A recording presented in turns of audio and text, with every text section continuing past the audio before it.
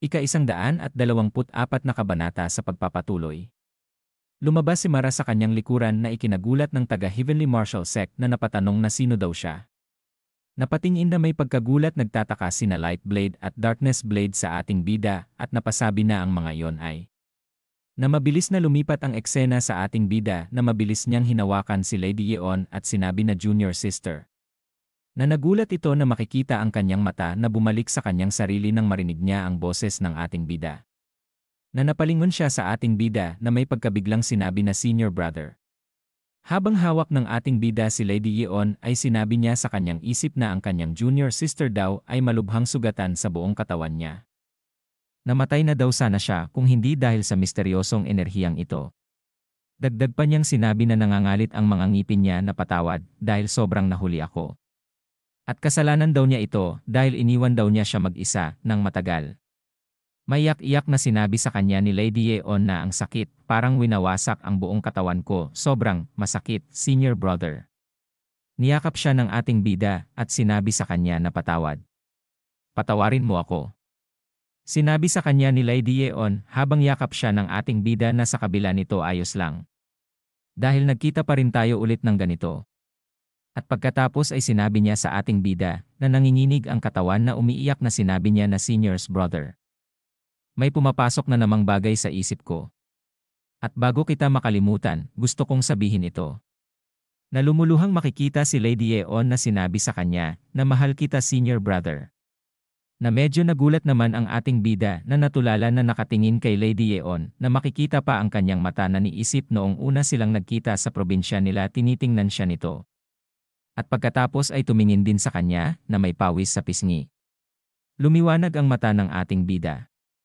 Na nakatingin kay Lady Yeon na umiiyak.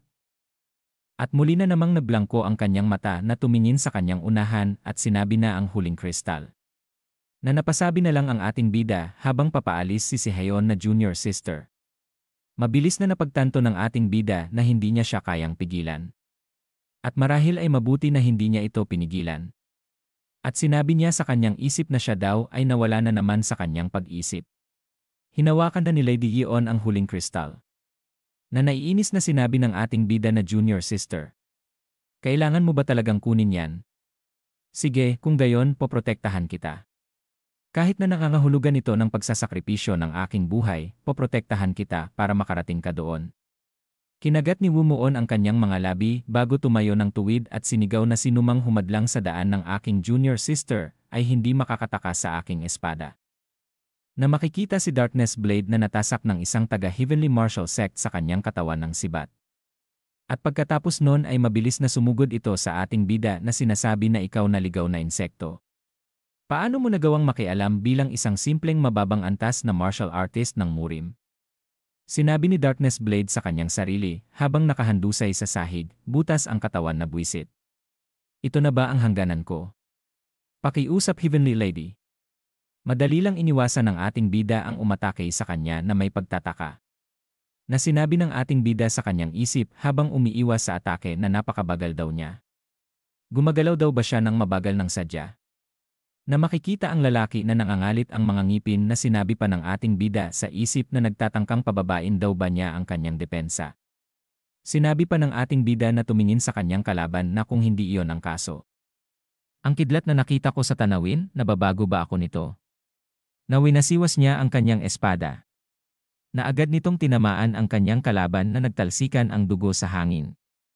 Na napatingin ang dalawang ito na napasabi ang taga-Heavenly Marshal Sect.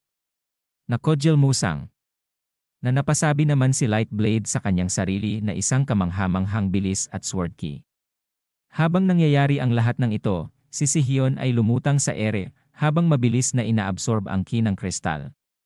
Ang mga itim na banda na nakapalibot sa kanya ay naging mas makapal at nagsimula itong umikot ng mabilis. Napangiti naman si Light Blade at napasabi sa kanyang isip na ang Heavenly Lady daw ay inaabsorb ang enerhiya ng kristal salamat daw sa lalaking iyon. Na naiinis naman ito na nakatingin. At mabilis na sumugod habang sinasabi na mamatay ka, matandang hukluban. Na tinamaan niya ito sa kanyang balikat. Na ito ay napaluhod. Sinasabi na buwisit. Hinayaan daw niya ang kanyang sarili na mawala sa pokus sa laban. Natumalon ito papunta kay Lady Yeon habang sinisigaw na ito daw ay tapos na ngayon. Ikaw na babaeng wench. Na nagulat ito nang ang ating bida ay nakita niya sa kanyang harapan. At agad na hinati ang katawan sa dalawa ng ating bida. Na sinabi ng ating bida na makikita ang muka nito na napatingin sa kanyang gilid na sabi ko na ang sinumang lalapit kay Sihyun. Mamamatay lahat. Sa sandaling yon, lumitaw ang Serpent Emperor na si Mangwang na parang multo mula sa likuran. Wala ni isa sa mga nakapaligid ang nakapansin sa paglitaw ng napakahusay na dalubhasa na ito dahil sa tindi ng labanan. Na ikinagulat ng ating bida ng kanyang maramdaman. Bumuntong hininga ng mahina ang ating bida habang nakatingin pababa sa punyal ng Serpent Emperor na si Mangwang na nakatarak sa kanyang tiyan. Ang kanyang ki ay lubos na nagambala ng dagok sa loob ng isang saglit lamang. Na napatingin si Mara sa kanya na may galit sa muka at sinabi na wumuon. Dagdag pa niyang sinabi sa isip na hindi daw niya siya maililigtas. Habang nasa ere si Lady Yeon patuloy sa pag-absorb sa enerhiya ng kristal. Ang ating bida naman ay nakaluhod na parang hindi makagalaw dahil sa nakatarak na punyal sa kanyang likod. Na sinabi pa niya na buwisit. At sinabi pa ng ating bida sa isip habang nakatingin sa punyal na ang kakaibang enerhiya ng Death King. Nakagapos ako. Hindi ko maigalaw ang aking katawan. Na sinabi naman ni Lightblade habang nakatingin at hingal na nanginginig ang katawanan na Death King. Dagdag pa niyang sinabi na naglaan ako ng napakalaking pagsisikap upang pigilan ang Death King na makapasok. Ngunit sa huli, nagtagumpay pa rin siyang makalusot sa labyrinth. Mangyak-ngyak niyang sinabi sa isip na hanggat nandito ang Death King, mabibigo ang Heavenly Lady. Na mas nanlaki pa ang mata nito. Pati na ang ating bida sa kanilang nakikita. Sa harap nila, itinarak ng Death King ang isang punyal sa puso ni Sihyun. Eksaktong pagbaba nito matapos maabsorb ang huling bahagi ng kristal, makamit ang napakalaking kapangyarihan, at maibalik ang kanyang katinuan. Ang unang nakita ni Sihyun ay si Humuon na may punyal na nakatarak sa kanyang tiyan. Ang kasuklam-suklam at tusong Death King ay hindi pinalampas ang sandaling iyon nang si Sihyun ay labis na nayanig sa eksenang nasa harap niya, kaya't hindi siya nakagalaw. Ginamit niya ang pagkakataong iyon upang itarak ang punyal sa kanya. Na sinabi pa nito kay Lady Yeon na sa huli, ganito na lang ang katapusan ng insektong Heavenly Lady Demon. Ngayon tapos na ito. At dito na po nagtatapos ang ika-144 na kabanata.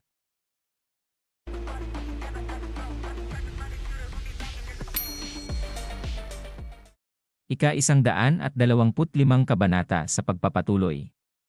Si Hyun ay napatingin sa kanyang likod habang masayang sinaksak siya ni Death King. Kahit na naabot niya ang perpektong cultivation ng Heavenly Demon Divine Art, alam ng Death King kung ano ang kahulugan nito. Kaya't inilagay niya sa punyal ang lahat ng natitirang ki na mayroon siya, tinitiyak na hindi na muling makakapag-regenerate ang kanyang puso. Pumatak ang mga luha sa mukha ni Lady Yeon na napasabi sa isip na senior brother. Na makikita ang ating bida na sinabi sa kwento na halos lahat ay maaaring magamot, ngunit ang puso ay sobrang mahalagang organ para sa mga normal na tao at mga martial artist. Mula sa isang atake na tulad noon, sino man ay mamamatay kahit anong antas ng kanilang cultivation. Ang katotohanan iyon ay nagdulot ng kawalang pag-asa sa ating bida. Na mabilis namang pumunta sa likod niya ang Death King habang ang ating bida ay nabigla sa pangyayari na nakatulala na lamang. Na sinabi pa ng Death King na ito na daw ang kanyang huling regalo para sa kanya. Na makikita ang nagtalsikang dugo na sinabi pa nito na ipapadala na daw niya silang dalawa sa kanilang kamatayan. Na makikita ang ating bida na namuti ang mata na malakas na napasigaw. Umiiyak na sinabi ni Lady Yeon na makikita ang muka nilang dalawa na senior brother. Unti-unting bumabagsak sa sahig si Lady Yeon kasabay nito ang pagpikit ng mga mata nito. Na makikita itong tuluyan ng bumagsak na tila wala ng buhay. Parang tinamaan ng matinding damdamin ang ating bida na napasabi pa sa kanyang isip na hindi daw ito maari. Ang talim daw ng Death King ay nasa puso ng junior sister. Na makikita pa si Lady Yeon na nakahandusay sa sahig na walang malay. Na sinabi pa sa kanya ng ating bida na junior sister. Si Hyun. Patay na daw ba siya? Wika pa ng ating bida na umiiyak na nakatingin sa kanya. Na unti-unti na ring pumipikit ang ating bida na patuloy sa pagbanggit ng pangalan ni Lady Yeon, sa huli, nawalan. Nang malay ang ating bida. Na makikita siyang nakadapa sa sahig at ang tama niya sa kanyang likuran. Makikita ang labas ng demonic tomb. Sa loob nito ay isang umuugong tunog ang biglang umingay at ang buong silid ay yumanig. Na napasabi ang mga naandito na anong nangyayari.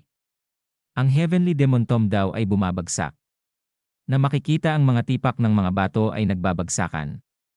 At lahat ng mga nakikipaglaban ay sumigaw sa kalituhan.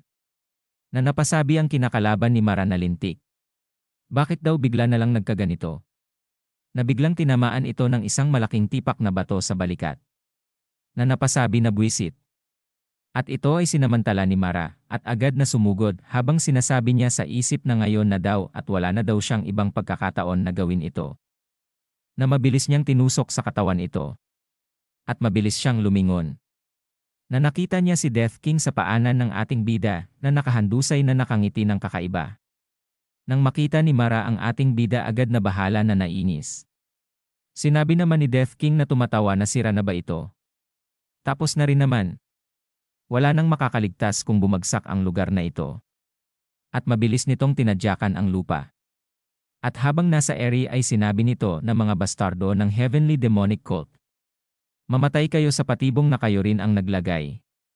At mabilis naman pumunta si Mara sa ating bida na tinitingnan niya ito. Pinulot ni Mara si Humuon at tumakbo, naghahanap ng daan palabas. Ngunit wala ng oras. Gumuho ang buong kisame at malalaking bato ang bumabagsak. Kung hindi sila makalabas, sila'y madudurog. Wala nang pag-asa ng kaligtasan. Na makikita pa ang muka ni Mara na sinasabi niya sa kanyang isip na ngunit ang ating bida lang daw ang kaya niyang iligtas. Bigla niyang napansin ang isang kakaibang bagay. Isang pader sa kanyang tabi ang tila gumalaw at si Hiram, ang dalagang may mahabang buhok na nakabihis ng kulay pula, ay sumilip mula sa siwang sa pader. At sinasabi na dito, mabilis daw silang pumunta sa kanila. Na napasabi si Mara na sila daw ang mga tao mula sa nakaraan. Hindi na nagkaroon ng oras si Mara upang mag-isip. Ang kisame ay bumabagsak na. Kaya naman ay nagmabilis siyang pumunta sa pintuang binuksan ni Hiram. Sinabi ni Namar kay Mara na ito ang daan ng pagtakas. Maaaring gumuho ang lagusang ito anumang sandali, kaya kailangan nating makalabas agad. At naalala ni Mara na nakipaglaban ang dalawang ito sa kanilang panig sa isa sa mga nakaraang laban sa Martial Heaven. Mahigpit niyang hinawakan ang walang malay na si Humuon habang sinusundan ang dalawa sa lagusan. At tinanong pa niya sa kanila na paano daw nila nalaman ang lugar na ito. Natumugon ito at sinabi na pumunta kami sa burol na ito matapos makatanggap ng impormasyon na nagkukumpulan dito ang mga puwersa ng Martial Heaven. Ngunit napilitan kaming manood ng palihim sa loob ng lagusang ito dahil masyadong maraming eksperto mula sa Heavenly Demon Cult at Martial Heaven ang nagtipon.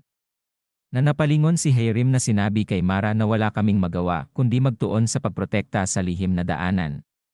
At lumabas kami nang makita naming nasa panganib kayo.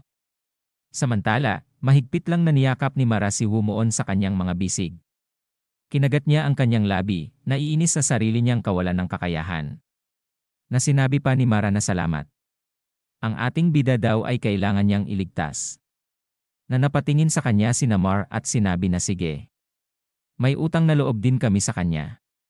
Dagdag pa ni Hiram na ililigtas namin siya kahit anong mangyari. Makikita silang mabilis na tumatakbo na sinabi pa ng mga ito na magmadali na daw sila. At ayon sa kwento na natili ang Sword Martial Minister hanggat maaari, pinapanood ang napakalaking bato na nahuhulog sa lugar na ito. At siya ay tumakas mula sa bumabagsak na tomb. Pagkaalis niya, biglang tumayo si Bright Sword, na labis na nasugatan at nakahiga sa pagpapanggap na patay upang kunin si Seheon. Habang hawak niya si Lady Yeon sinabi niya na hindi pa tapos ito Heavenly Lady. Pagkatapos, nilagyan niya ng enerhiya ang altar kung saan naroon ang kristal, inactivate ang nakatagong mekanismo na dinisenyo upang iligtas ang mga miyembro ng Heavenly Demon Cult mula sa Heavenly Demon Tomb. Lumalabas na ito ay hindi aksidente o isang pag-atake ng kaaway. Ang tomb ay talagang idinisenyo upang bumagsak sa sandaling mailabas ang selyo. At pagkatapos ay makikita ang altar na bato na nagliliyab ng enerhiya na inilagay ni Lightblade. At ang buong sahig ay gumalaw sa paligid ng altar. At inilipat sila sa isang ligtas na lokasyon sa ilalim ng bumabagsak na silid. Na sinasabi pa niya na ang lugar na ito ay hindi babagsak. At pagkatapos ay makikita na nagsasara na ito. At ilang sandali pa ay tuluyan na itong sumarado. At naglabas ng enerhiya si Lightblade na sinasabi na heavenly birth kasunod ng aking kamatayan. Itinutok niya ang kanyang daliri malapit kay Lady Yeon at sinabi pa sa isip na pagtatapos ng sariling buhay upang iligtas ang langit.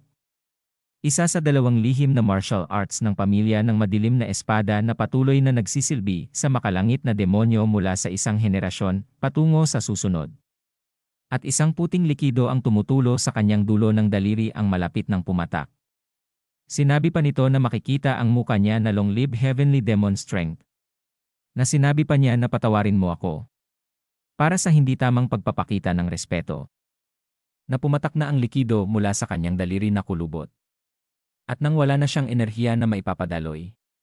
Pinabayaan niyang mahulog ang itim na likido sa bibig ni si Hayon at naglaho ito sa kanyang lalamunan. At sa isang kisap mata, ang Absolute Master na kilala bilang Bright Sword Blade, na matagal nang nagtataglay ng anyo ng isang lalaking nasa kanyang 30s, ay naging isang matandang lalaki na may mga kulubot sa balat at purong puting buhok. Sa sandaling iyon, isang tunay na kamangha-manghang pangyayari ang nangyari. Ang likido na naglalaman ng lahat ng kanyang ki ay nagbigay sigla. Sa buong katawan ni si Hyun, ang kanyang nasugatang puso ay mabilis na nag-recover, at ang dugo ay muling dumaloy sa kanyang mga ugat at daluyan.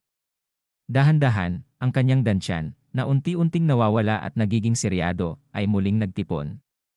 Kasabay nito, ang sigla ay bumalik sa kanyang utak, na nagbalik ng kanyang mga pag-andar. At pagkatapos ay bumukas ang mata ni Lady Yeon, at dito na po nagtatapos ang ika-125 kabanata.